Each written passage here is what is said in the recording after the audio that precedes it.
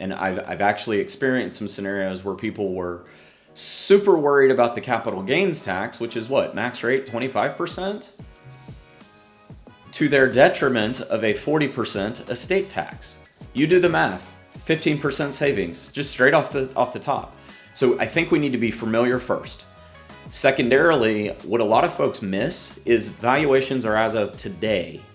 Most people that are doing this planning are going to live another 10 years, 15 years in a lot of instances. That 130 million could be 260 million. If we do things now, we can freeze that $130 million valuation and pay tax at a discount on something that's worth 260 later. So a couple of different quick things to think about just because you did it now rather than doing it later. Now, there's capitalization, there's liquidity, there's all kinds of layers you got to get right in this. Welcome to the Build to Billions podcast, where we guide successful entrepreneurs and investors on their journey from millions to billions. We believe the key to scaling and compounding your wealth in life starts every single day with the mindset and practice of stewardship over ownership and applying billionaire biblical principles. Our ultimate goal is to help you scale and compound your wealth in life so you can give more or all of it away to help MVPs. My name is Brett Swartz. In each episode, we're joined by some of the world's top entrepreneurs, millionaires, or billionaires, and they share their secrets, insights, and wisdom with us so we can all compound our wealth in life so we make a bigger impact. I'm excited about our next guest. He's out of the great state of Oklahoma, and he's in the business of building long-term relationships to help his clients thrive. He's an attorney, he's a CPA, and today we're going to be talking about intentional business building. And this in the background couldn't be better because this guest has worn many hats. Again, licensed attorney, certified public accountant, and a life accident health insurance producer. He became a certified CPA in 2007. Received his Juris Doctor degree from Oklahoma City University School of Law, and was licensed to practice in law in Oklahoma in 2008. But he's more than all that, he's been practicing helping his clients build intentionally with their taxes, with their wealth, with their business. Please welcome to the show with me, Mr. Chris Papin. Chris, how are you doing? I am wonderful. I appreciate the intro. It's always fun when you get the info dump back about yourself for a few minutes. I appreciate that. Happy to be here, Brett. Yeah, well, grateful to have you. And yes, and so for our listeners getting to know you for the first time, maybe just tell us a little bit more about your story and then your current focus right now. Yeah, so the elevator speech, super quick, as I represent small businesses and small business owners. Don't let small fool you. That's kind of an SBA definition of small that can get very wide, several $1 million in revenue. Depending on how you go through and value things, that can be multi-million-dollar estates, can be families, can be businesses, kind of all in between.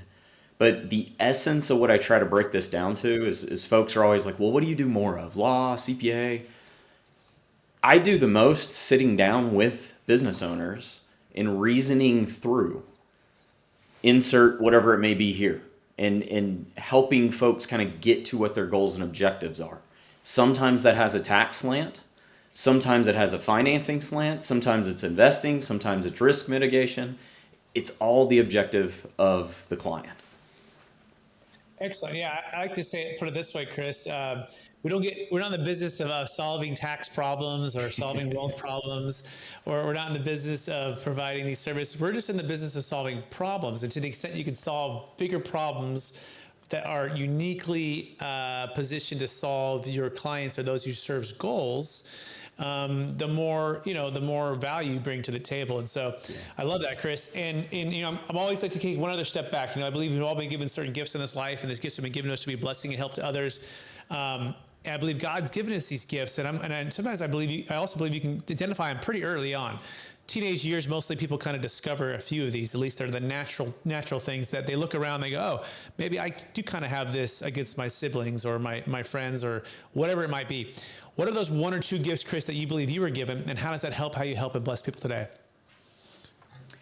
So I think first and foremost, there is something that my folks instilled in me young, and whether you look at it from a faithful perspective like we do, or maybe just call it a true north, kind of an ethical compass, there is a greater good to giving back, helping other people.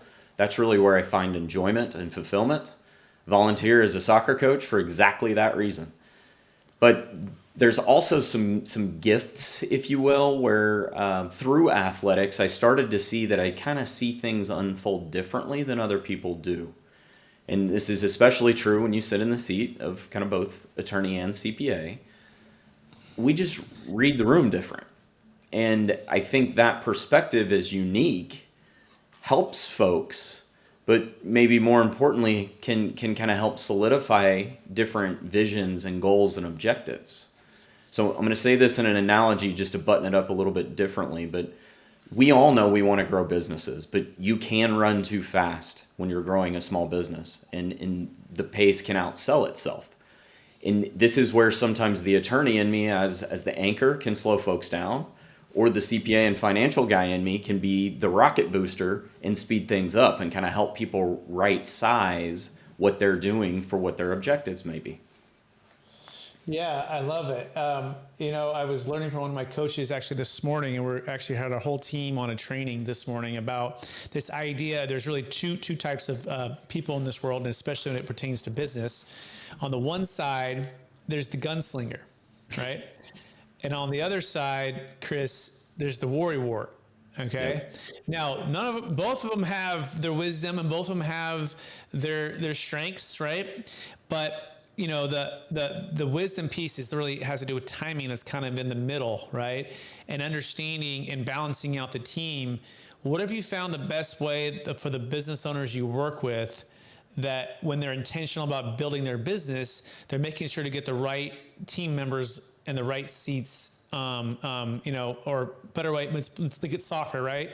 The goalie and the midfield and the forward, right? Making sure that everyone's in the right spot. Yeah, I think you said something in there, and I want to pause on to make sure everybody heard. You said intentional. I think a lot of business owners are accidentally successful, and I'm not against that.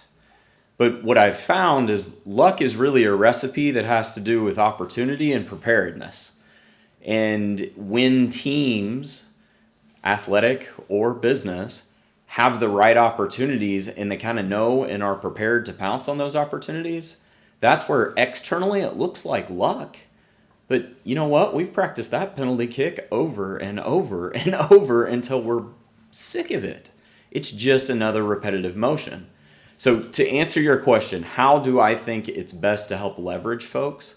First and foremost, you got to listen. We got to know where we're going. We need to know what the objectives are.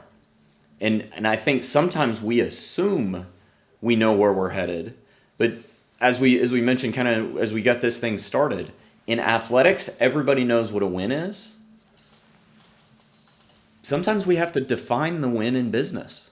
Yes, we want to make money, or yes, we want to have more time with our family. Sometimes those compete against each other. Which one's more important, and how do you leverage that? And that listening component so that everybody is going the right direction is truly key. I couldn't agree more. And by the way, if you want to learn more about Chris Papin, you can go to his website, papincpa.com. It's Papin CPA.com. Yeah, there's, what's interesting? I grew up, started my career at a place called Marcus and Millichap, and they had a process and a framework for the cold call, process and a framework for the purpose of the cold call, and then the purpose of the first meeting, the purpose of the first meeting to the second meeting for the proposal. And it was all so systematized, right? I think being intentional about the purpose of whatever that is for each team member, I would say an inch or a degree of intentionality can pay massive dividends, right? And having this process in place, and I think you said it well, like, what is your process and framework for discovering and understanding at a deep level what the dreams and the ideal outcome is for those that you're serving? And if you're not intentional about slowing down and listening, right? Be quick to listen, slow to speak, slow to anger, right? In James, it says that. We can just completely miss it. And then we're not even serving people. We're serving ourselves, or maybe the other people think we're serving them, but then they, 3-6 months go by and they go, wait, where are we climbing? Where are we climbing this mountain over here? Like, now that I think about it, it's over there. And you're like, oh, but, because we, on both sides, like, as a client or as the consumer, we got to make sure we're being very clear and intentional about our thinking, right? And our listening, right? And our understanding of what we want, right? Or what we believe the Lord's telling us what, we need, or our spouse, or, I think listening is just being lost in this world. Chris, what do you think? I think some mean well and kind of do hard in that scenario. But the other thing that's a wrinkle inside of this is the pace at which we must listen is going faster and faster and faster and faster. So your analogy about, hey, we're both climbing this big mountain together, and we were on that journey together, and then the client got halfway up and said, why are you making me climb this mountain? That's a lot of work. I want to be on that mountain. If you miss that, they're going to hate you. And I think things like that are real in today's world. The other one that we face, and I'm going to call it TikTok tax advice, not that it is wrong, but it is clickbait in a lot of instances because they want views. And just because it was said doesn't mean it can be achieved. So again, we got to go back and align goals and objectives next to the bigger picture. So I can have clients tell me all day long, I want to pay 0 in taxes. My sarcastic answer is, sounds good. My fee is your net income. You paid 0 in taxes. Nobody's taking me up on that deal yet. But somewhere in there, that's not actually what they mean. They want to minimize, and there's a translation game in this listening, which is really what I think the biggest thing is. There's so many different mediums to get information. It's overwhelming, and it's not that traditional face-to-face meeting anymore. And that's where I think stuff goes sideways. It's less about people not listening as much as it is just too much information coming at once and actually narrowing down on what's truly important. Oh, that's so good. I think you nailed it. I honestly, that is so good. They get bombarded, we all do, with the new shiny object or the quick fix. And I think the best answer, one of the CPA tax attorneys we work with, his favorite answer to most questions is, it all depends, right? and like he's a CPA and a tax attorney, right? And so people will ask these questions that are just loaded, right? These loaded, let's call them tax advice questions. And we say, well, it all depends, right? He goes, and we have to start to peel back this onion, right? And more and more and more. So besides the all depends, what is a good way that you have found to really translate or help at least them translate what they maybe really mean from the question that they're asking? So good attorney joke, insert them all here. We say it depends. And then we answer a question with a question. And it's exactly designed to kind of start peeling back the onion. I do mean it with love a lot of times to say, well, what do you mean by that? And frequently, my buddy who's a CPA is usually what comes out of clients' mouths. What they mean is ChatGPT and Claude. But it's code for, I'd like to talk about this concept. I'm trying to figure out ways to perhaps implement this tax strategy into my business. And you just have to kind of open yourself up, ask the questions, and start steering in directions, because most of the tax code that's on TikTok is actually really black and white. It's not gray. If you've never dealt with it, I get it. It can be gray because there's 3 paths. Which of the paths are you on? You don't know the vocabulary terms. It's overwhelming. But that's where the technical dorks like me can step in and help steer. But it's typically through some version of questioning. And then you've got to be sensitive to, like, be a good client. Don't change the facts mid-flow. Don't just flat tell me, I want to achieve this objective by doing these 3 things. You're probably going to tell me no, but help me get there. That would be better than leading people and then all of a sudden, oh, no. Instead of playing baseball, we're playing basketball now. That's not going to help anybody. I can't agree more, Chris. I think we have similar talks with folks. I think with this podcast should probably be called intentional communication strategy, right? I think is even better than just intentional business building. But by the way, business is communication. So if you're building your business, you should be doing this with your team members, with your clients, right? So that expectations are really clear. I think about the book Never Split the Difference by Chris Voss. We had a chance to check it out. And he actually did a masterclass on this. And it helped me a lot to slow down, Chris, to mirror and label. And what I found is if you can, Chris's idea of and I like the way you put that, Cloud and ChatGPT has just responded to this. They're really not asking it, Cloud or ChatGPT is, but they like the idea of what this potentially outcome could be for them.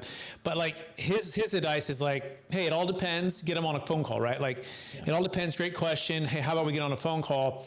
And then you can dig in a little deeper, like by mirroring and labeling what they're saying. So yeah. What do you mean by that? And it sounds like what you're saying is this, and really getting to the heart of it. It's an interesting world we're in as we transition for everyone going from a year ago not using AI to now let's call it 50, 70, maybe we're up to 80% adoption, and then another year or two it's going to be 99% adoption.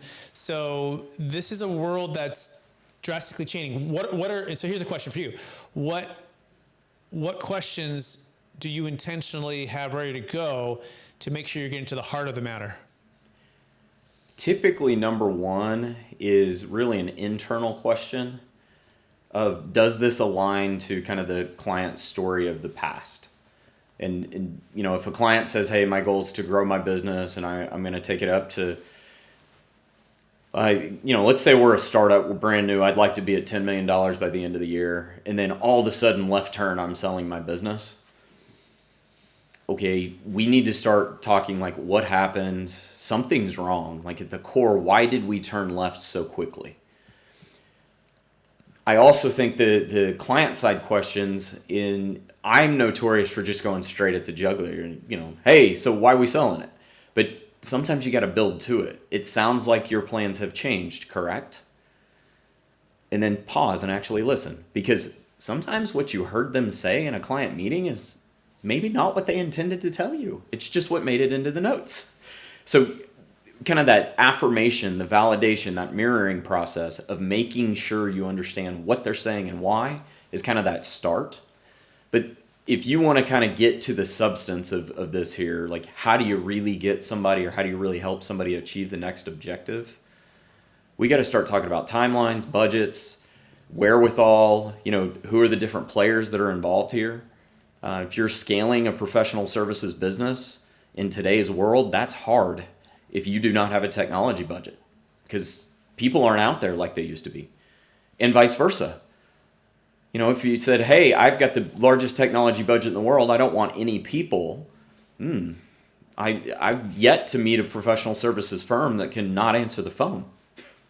So there's keys in that listening where you've got to bring people back to reality and kind of talk your way through what are about to be obstacles if you just plow through unintentionally. Excellent. So Chris Papin, everybody. Chris Papin, you can go to papincpa.com, papincpa.com. Okay, so we're going to get a little more into the big, beautiful tax bill, because this is kind of timely, and what Chris likes and or dislikes for the business owner or the entrepreneur, and maybe some things that we might all consider as we're building our wealth in 2025 and 2026 and beyond. So Chris, let's just start with it. For the business or entrepreneur, what's maybe the one thing they want to make sure that they're aware of and potentially want to take advantage of for this big, beautiful bill passing? Yeah, first and foremost, I think people need to be aware of the qualified business income tax calcs and QBID deduction or QBI deduction, depending on how things go. But Tax Cuts and Jobs Act set up a special set of math for certain businesses. Basically, 80% of their qualified business income is taxed. It was set to expire, it's back. And I think that allows for a lot of dollars to be available for reinvestment that were otherwise earmarked for tax bills. Second, bonus depreciation is 100% again. So if you want to grow your business and you want the immediate tax effects of everything, you can take some of these earmarked dollars that were otherwise going to taxes, deploy them into equipment acquisitions before year end, and you have compounded your tax savings. My quip among my clients is make 2 smart decisions, then go to Mexico. Take those tax savings and enjoy yourself. You deserve that as a business owner. But you can start to see how some of these provisions really amplify for the small business owner. And we'll talk personal in a minute, but Brett, I'm curious on your end. Have you taken advantage of anything yet? Yeah. So the second one, yes. So for the bonus depreciation, we're in the process of closing on some transactions here in the fourth quarter, which will provide a windfall of bonus depreciation to offset. So yes, on that one. I don't know. Our company's called Capital Gains Tax Solutions, so it's a service-based business. I don't know. I read something about it, but I don't know if ours qualifies for what you're saying. But maybe you can tell us on that. Like you said, most qualified small businesses apply, but is there some carve outs there? There's what are called specified service and trade businesses, SSTBs. It's generally on ordinary income, not capital income. And then if you're an SSTB and you hit certain, decision tree thresholds, they phase out or take away the ability to benefit. So kind of a secret sauce, but that's what guys like me are for, right? Yep. Okay, so those are the 2. That's good. Now, what's maybe the third one that maybe you want to make sure everyone's kind of aware of for the big beautiful bill? Yeah, personal side, there is a state and local income tax provision, SALT taxes, where it used to be a $10,000 limitation. It could be up to a $40,000 limitation, unless you meet some other wrinkles, and then it comes back down to 10 again. So why am I bringing it up and not really telling the whole story? Because the math matters, and I like to refer to these transition points as bump zones. I'm borrowing this from somebody else, but better than a phase out. But when you get to these bump zones, your decision making changes, and hence the bump. I'm going to nudge you differently to behave differently than normal because the math changes. So if you're somebody that might fit in those kind of $400,000, $500,000 married filing joint of taxable income is the way I'm going to run with that. It's actually a modified adjusted gross income calculation, but get with your folks and start to talk your way through, because there's some intentional planning you can do to really amplify savings. Or if you're one of those that started out small and you always got the benefit and now you're growing and you're going to lose it, there's also some entity level elections that we could do to help save taxes and kind of do one thing a little bit differently than maybe we could in the past. There's limitations on that too. There's always an it depends. I'm sorry for that, but these are all kinds of fun things that we're talking with clients about right now. Yeah, and ultimately the mindset of having intentional, not only business planning, intentional communication, but also intentional tax and wealth planning.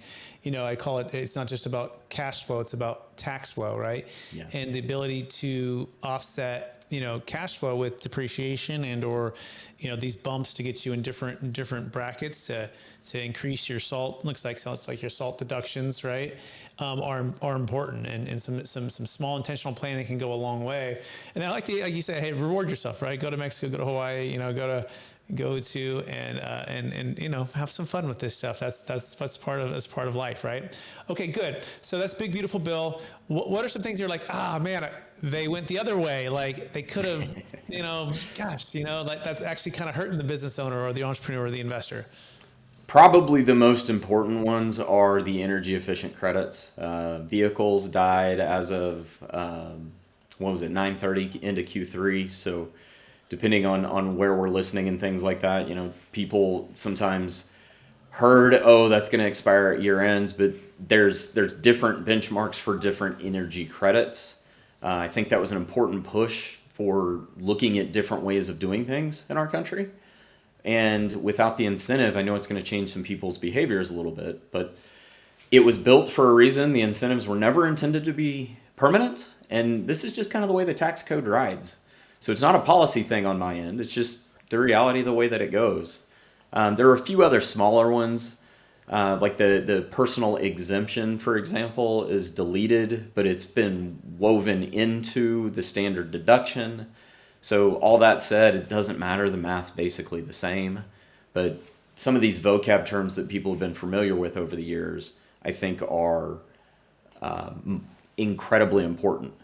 Then the biggie, which isn't going to apply to the statistical majority, is the estate tax exemptions. They went ahead and amplified those. So if you're in these high net worth categories and you're building where you've got legacy assets or perhaps valuations on assets that are going to be fairly sizable, you've got a beautiful opportunity now to adjust the way you're thinking about your estate planning, estate tax planning, high level, I'm going to die, death tax stuff. But you can set people up with generational wealth if you do it right. Let me say that again, just in case we missed it. You can set your whole family up with generational wealth with just a few steps of intentionality now and not have to pay that big tax icky. That's a beautiful opportunity for folks. Yeah, let's dig into that a little bit more, right? And so what Chris is referring to is instead of a married, basically, couple having about, it's about 15 million each now. So 30 million total, right? There were other things adjusted for inflation. It would have been about 15 million married, basically doubled. Okay. And so that's a big deal, right? And so if you've ever seen the show Yellowstone, that's the entire show, right? There's $1 billion worth of land that they owned for the family for all these years. And they're like, Dad, sell the land. He's like, we're never selling the land. And they're like, well, Dad, if you don't sell the land, you're going to die and they're going to kill you and they're going to take it because the estate tax is going to kick it on 40%. And beyond the exemptions, right? He's like, we're never selling the land, So like this is it's a whole show. It's a great show, by the way. I really like it. But let's walk through that, right? So if someone's worth, let's just call it 130 million and they're married, and let's just put it all into one big apartment complex in New York City or California, New Jersey. And they're like, Mom and Dad are just waiting for the stepped up basis, Chris. And you're like, whoa, hold everything, guys. 30 million of it is exempt, right? But the other 100 million, the stepped up basis is going to help with the cap gains tax, but not with the death tax, right? It's going to cost them basically 40% of 100 million because the first 30 million is exempt. So they're going to pay 40 million within 6 months of death, right? So walk us through what would be an intentional strategy that someone could take when mom and dad are still alive, and what would be maybe some ideas for people to think about right now? Yeah, so I think first and foremost is income tax versus estate tax math are two different things. And there is a formula that probably we need to talk about and run. And I've actually experienced some scenarios where people were super worried about the capital gains tax, which is what, max rate 25%, to their detriment of a 40% estate tax. You do the math, 15% savings, just straight off the top. So I think we need to be familiar first. Secondarily, what a lot of folks miss is valuations are as of today. Most people that are doing this planning are going to live another 10 years, 15 years in a lot of instances. That 130 million could be 260 million. If we do things now, we can freeze that $130 million valuation and pay tax at a discount on something that's worth 260 later. So a couple of different quick things to think about just because you did it now rather than doing it later. Now, there's capitalization, there's liquidity, there's all kinds of layers you got to get right in this. And I think talking with the appropriate professionals as to how to leverage this properly, because we don't want to liquidate a 401k early to be able to pay the tax bill on an estate tax plan. That's just a recipe for disaster. So perhaps we need to insert some financing or maybe some cash value life insurance or lending against your retirement assets to kind of maximize what's going on to create that cash flow if it's not otherwise available. Okay, excellent. I want to present or propose or just see what you think about it. So part of what we build is capital gains tax exit plans, work with sellers of Bitcoin, business, real estate. We eliminate the need for 1031 exchange. So one of the ones that we use is it eliminates the problem on the sale. It take a sale. So mom and dad would need to be alive, would need to sell the asset. And something for everyone to also remember that you can have a stepped up basis or it can be outside the taxable estate, but you can't have both, right? And so that's why people buy life insurance because it's tax free and they use it as a way to offset the estate tax. However, life insurance is very expensive. It's also why people give all of it away to charity, right? As a way to help with this as well. But But in short, you know, people come to us, Chris, and they haven't done a lot of planning, they haven't done a lot of gifting, and they're selling in 30, 60, 90 days, maybe a year from now, they got a big exit, and we focus on moving it outside the taxable estate at the sale. And then they get basically a deferred payment plan over their lifetime, but there's no charity, life insurance, or gifting required, and they only pay tax on what they receive when they receive it. It's a mix between principal and interest based upon their life expectancy, but the children can be the beneficiaries of this trust, is the way we set it up, and the kids inherit it estate tax free. And also typically capital gains tax free because parents have been paying it over their lifetime while they were still alive. So it's kind of a unique little twist to it. It's considered a stepped up basis, but it's because they've been paying and this note cancels. It's kind of a little bit more complex version of this, but I'm curious, like, if someone is going to sell, right, and you know, doesn't have a lot of time to do some other things, and doesn't have a bunch of kids to gift it to, right? This is where we feel like it's kind of a no-brainer, because it's like you might as well get it outside the taxable estate. And so let's say they sell the $130 million apartment complex. All of the growth is also forever outside the taxable estate, right? So the same thing, if it grows to 270 or 300 million over your lifetime, all of that's outside the taxable estate. And they'll only pay based upon that at that time of the sale, that value, and then they do an equation, right, that they'll pay over their lifetime. Anyway, so I'll just pause there, but anything like that you've seen or heard of? I'm just kind of curious. We have, and I'm going to say something to the audience real quick. Oftentimes clients kind of get lost in the overwhelm here, and this is where you've got to come back to some objectives. And remember a minute ago when I was talking about, to the detriment of the tax code, we're going to push things over to the 40% instead of put it in the 25%. That's kind of what we're talking about here. It's okay to liquidate and sell and be intentional and take the hickey at cheaper rates. That's okay, especially if you can defer it. But where the complexities lay in, I think most clients get lost in the weeds on these.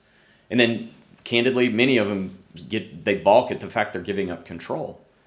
But the reality is if we're talking about $40-50 million, or in the case of this, like this apartment building, oftentimes people have to sell it to satisfy the tax. And because there's a timeline involved there, people know you're selling it swiftly, so there's a discount involved. And we forget all that stuff.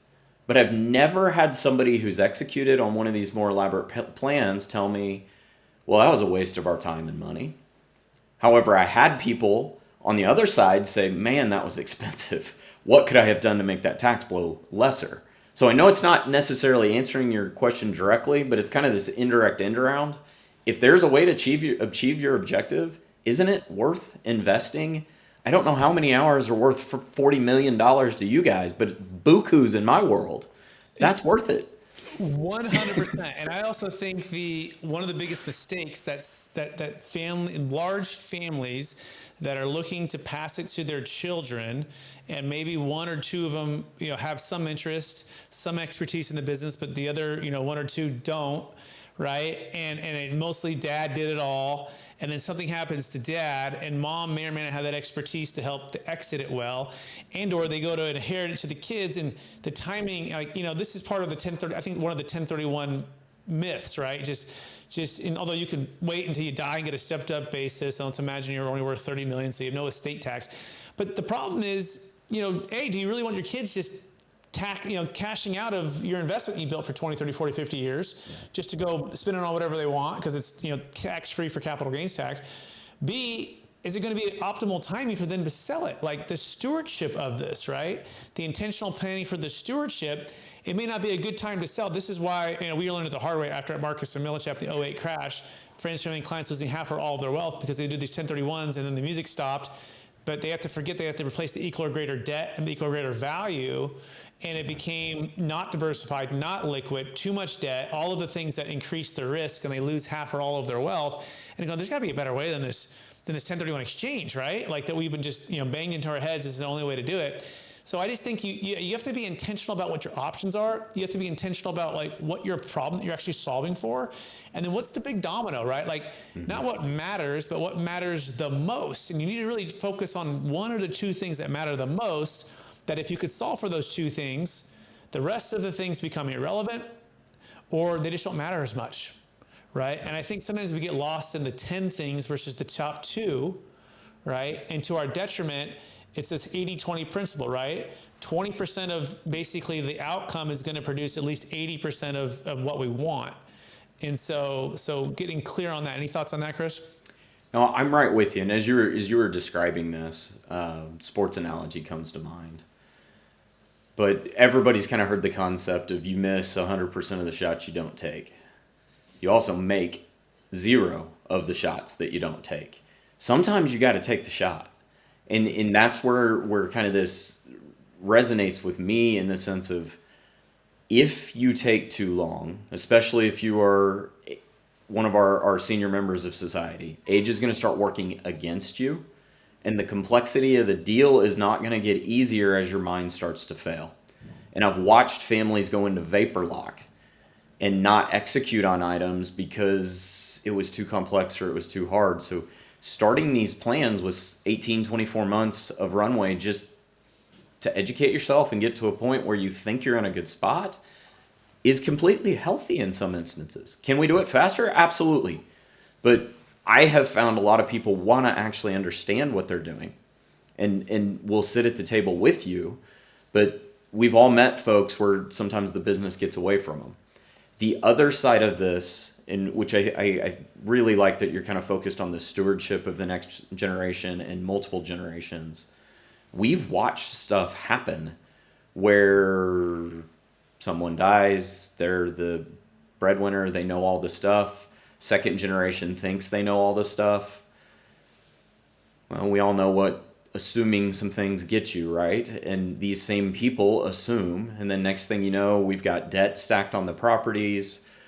Well, where'd the debt come from? What do you mean we can't service the debt? And it's dead. Statistically, for it to go 3 generations is going to get out into a third standard deviation on a statistics chart. And it's because of stuff like this, because people didn't unpack soon enough. So I know I'm saying kind of just soft, squishy stuff, but the intentionality of building the plan, giving yourself lots of runway to execute on the plan. The tax code actually wants you to execute on a plan in a certain amount of time. If you're gifting too, there's going to be some look back windows, but all of this, it's not easy. If it were easy, you'd go to Walmart and get it. But it's going to save and create value. And that's where I really think folks are asking about TikTok advice, is because they want tax value. Well, cool. Let's do this hard thing that nobody knows how to do on TikTok. Oh, so good. You're speaking music to my ears. By the way, 124 trillion is transferring over the next 5 to 15 years, the largest wealth transfer in the history of the planet. 10,000 baby boomers turning 65 every single day in the U.S. alone, and there's about 80 million in the U.S. alone. And 50% of all wealth in America is tied to high-end primary homes, commercial real estate, and private equity, which is businesses. So this is the tsunami of all tsunamis that we've ever seen in the history of the planet that we know of that's transferring right now. And so if you're listening to this and you're part of that wealth transfer, reach out to people like myself and Chris. Start planning. The intentional planning can never be too early, right? The family mission, vision, values, the wealth, the stewardship of the wealth, the communication with your family, like of course, the living trust. I exit some clients, Chris, I help them exit, and I ask them about their living trust, and they don't have a living trust. I'm like, you're worth 5, 10, 20, $30 million. I go, please, before you do anything with me, stop and go find a local estate planning attorney, and please spend 2 to 5 hours setting this up, because probate is going to crush and things are going to just be lost, right? So please don't pass go. Like simple things, right? But it's more than an intellectual thing. It's an emotional thing, right? You got to build the team. You got to build the trust. You got to forge through these difficult, challenging things, because if you don't, your decision not to do it, the government will make it for you, right? And there can be forced philanthropy, meaning the government is going to give to the things they believe in that are going to work, or you can be your chosen philanthropy, right? You have a chance to make a difference and an impact for the causes and the things you believe in. Okay, Chris and I are off our soapbox on that, but if you want to learn more about any of these things we're talking about, you go to 2 places, because Chris will have some strategies and I'll have some too. You can go to papincpa.com, and or you can go to capitalgainstaxsolutions.com, compare and contrast notes. Me and Chris would love to share some ideas with you. That being said, Chris, we're out of time. You ready for the lightning round? I am ready. Let's get at it. All right. Knowing what you know now, if you go back to your 25-year-old self, what's the one golden nugget make sure to tell yourself to do? Save more. I saved, but save more. Okay, I like it. Question number 2, number 1 book you've recommended or gifted most in the past year? Can I give 2 answers? Sure. So the first one is actually called The Precious Present. And I'm not going to give it away, but it's easy read. Your kids will love it too. The second one, just as a for fun little seating for those out there, is called 168 Hours. Author, me. Hint, hint, it's on the way. Business planning book for those that are out there. Awesome. Love it, Chris. Question number 3, what are you most curious about right now? I am most curious about how we are going to leverage AI to make lives better. I think there's a lot of fear about taking away jobs, and I don't see it that way. I do think it's going to change the job market, but I think it's going to allow us to do more things and do more things faster, and how we harness that matters.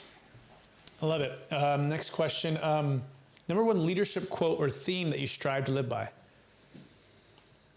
Leadership quote or theme. I'm going to quote Bill Conger. He was a professor at my law school and a leader in the Oklahoma City community, and he had, very condensed, a servant leader speech. And he said, if you are gifted to be in a leadership position, it is an obligation on you to give back to your community to elevate the whole community. Beautiful. Love it. Next question. What is the number 1 way that you're using, either ChatGPT or AI in your business or to serve your clients? So number 1 way is trying to weave data together. In a lot of instances, professionals like us have to pull information from a lot of different places. And if you can consolidate it and query it, it helps. And we're not perfect at it, but we're making strides. And like you teased about earlier, over the last year, we've come a long stinking way. Perfect. Love it. Love it. And the very last question, we'll wrap it up. After all your success, helping all the clients you've helped and the families you've served, how do you best keep a mindset and practice of stewardship over ownership? It's in our mission, vision, value statement. We believe in taking care of others. If we do that right, they'll take care of us. Chris Papin, it's been more than a pleasure on the show. Thank you so much for sharing your insights, your wisdom, your details on the big, beautiful bill, and really a masterclass, I feel like, on intentional business planning, intentional communication, and intentional tax mindsets, right, and practice. And so I want to encourage you to keep using your gifts and talents of helping people create and preserve more wealth so they can make a bigger impact. For our listeners who want to get in touch with you, what's the best place for them to find you? Yeah, the websites that we've said, if you want to reach out for something direct, or search my name, Chris Papin, on LinkedIn. We dump all kinds of free information out there. So if you just want to passively absorb, that's a great way to do it. Awesome. Thanks, Chris. Also want to thank all of our listeners for listening to or watching another episode of the Build It to Billions podcast, also streaming on Capital Gains Tax Solutions podcast and YouTube channels. Hey, we're on this journey with you to scale from millions to billions so we can give more all of it away to help MVPs, the most vulnerable people. I want to encourage you to take action today with intentional business planning, intentional communication, and intentional tax flow planning as well. And of course, if you have a massive exit coming up, hey, intentionally think through and start planning, because the government wants to take 20, 30, 40, sometimes 50% of those proceeds in tax. But with a little bit of planning, you can defer and or maybe even eliminate the state taxes so you can give more or all of it away to help MVPs or just steward the wealth in an amazing way. Go to capitalgainstaxsolutions.com if you want to learn more about our services and or Chris's website to see what he can offer as well. Appreciate everyone listening and watching out there, and we'll talk to you all again real soon. Bye now.